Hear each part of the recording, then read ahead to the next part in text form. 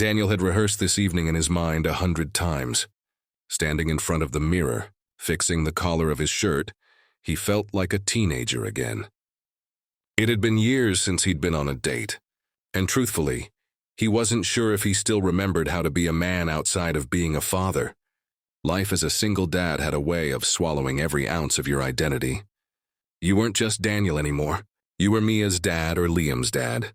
You woke up early, packed lunches, ironed uniforms, checked homework, and collapsed at night with the television flickering in the background, knowing tomorrow would be the same. When his wife passed away suddenly 5 years ago, Daniel had built walls around his heart. He told himself that love was something he no longer needed, something too fragile to risk. His entire world became his children. Mia, with her curious questions and budding kindness, and Liam, who still liked to fall asleep clutching his hand. They were his reason to keep going. And yet, when his best friend nudged him to try dating again, something inside him whispered, maybe, just maybe, it was time to. So here he was, standing by the door, palms sweaty, waiting for Grace, the woman he had been talking to for weeks. She seemed different, not superficial, not self-centered, not someone who asked if he had time to escape his kids. Their conversations had been filled with warmth, laughter, and quiet confessions. And now finally she was here. The doorbell rang. Daniel took a breath and opened it. Grace stood there, her presence gentle and almost fragile. She wasn't dressed like she had come from some glamorous magazine cover. She wore a soft cream-colored dress, a knitted cardigan draped around her shoulders. Her brown hair was tied loosely, strands falling across her face. Her eyes, though, carried something deeper, something Daniel recognized instantly. A tiredness born of responsibility, and yet a fire that refused to be extinguished. Before he could speak, she leaned closer and whispered with hesitation, "My kids are in the car." Daniel froze, not out of fear but recognition. He knew that whisper. It was the sound of someone who had been judged too many times. The sound of someone expecting rejection before it even came. Grace's eyes lowered as though she was already preparing to turn back, to drive away, and explain to her children why tonight wasn't going to work. But Daniel didn't hesitate. He smiled softly and said, "Then what are we doing standing here? Bring them in. No child should wait outside." Grace's lips parted in surprise. For a second, she didn't move, as if she needed to be sure he really meant it. Then she nodded quickly, her eyes misty, and hurried back to her car point. 2 little figures emerged, a boy around Mia's age, holding himself stiff and cautious, and a younger girl clutching her mother's hand tightly, hiding behind her leg. They looked nervous, their eyes darting around as though stepping into someone else's world was dangerous. Daniel bent slightly, giving them a kind smile.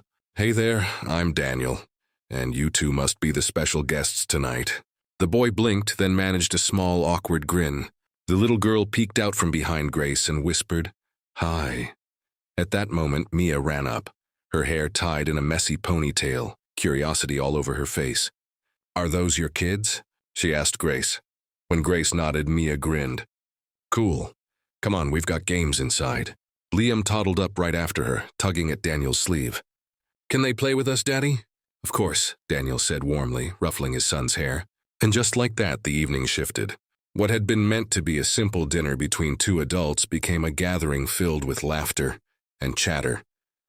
Daniel ordered pizza because, in his experience, kids and pizza were the safest combination. Soon the dining table was alive with voices. The children talking over each other, crayons rolling across the floor, Grace's shy laughter mixing with Daniel's deep chuckles. Grace kept watching Daniel in disbelief. He wasn't impatient when her daughter spilled juice on the table. He wasn't distant with her son when he asked about superheroes. He didn't treat her children as an interruption. He treated them like they belonged. Later, when the children were curled up under blankets in the living room, watching a movie together like they had been friends forever, Grace finally spoke quietly. "You didn't even pause," she said. "You didn't look surprised. You didn't hesitate." Daniel looked at her for a long moment, his expression tender. "Why would I? I know what it's like to be the parent who carries it all. I know the look in your eyes. Always wondering if you're doing enough, always fighting the loneliness when the kids are asleep. If someone can't accept your children, Grace, they don't deserve you. And if they can't love them, they'll never really love you either." Grace's throat tightened and she whispered, "No one's ever said that to me before." Daniel reached out, his hand brushing hers gently. "Then maybe you've been talking to the wrong people." That night didn't end in romance, not the kind the movies show. There was no dramatic kiss or sudden declaration of love. Instead, it ended with children asleep on the couch. Two parents quietly cleaning up the kitchen side by side, sharing soft smiles and unspoken gratitude. In the weeks that followed, their lives began to overlap naturally. Grace's kids would come over after school, and Mia and Liam would beg for sleepovers. Pancake breakfast became a tradition for kids laughing, sticky fingers, flour on the counter, and two adults stealing glances at each other, their hearts warming with every shared morning. Daniel learned that Grace had been raising her children alone for years after her husband walked out.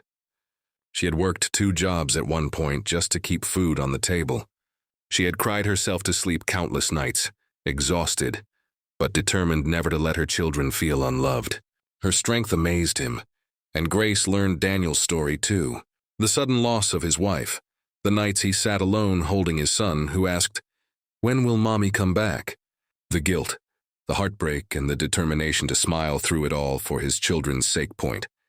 One evening, as they all sat in the backyard watching the children play, Daniel turned to her and said softly, "I used to think love ended when she died, that I had my one chance and it was gone. But then I met you and I realized love doesn't end. Sometimes it just finds its way back to us differently." Grace's eyes welled up, and for the first time in years, she let herself believe she wasn't destined to walk alone forever. Their love didn't rush. It grew slowly, like sunlight breaking through clouds after a long storm. It grew in shared bedtime stories and hands brushing as they passed plates at the dinner table, in the way her kids called him Mr. Daniel, with a fondness that already hinted at something more. And one night, as the children fell asleep in a pile of blankets after building a fort, Grace whispered, "Do you think we could really make this work?" Daniel looked at her, his voice steady, filled with quiet conviction. "Grace, it already works. Look at them, look at us. This is what family looks like." And for the first time in a long, long time, both of them felt whole again, as script co-rewrite KR2P,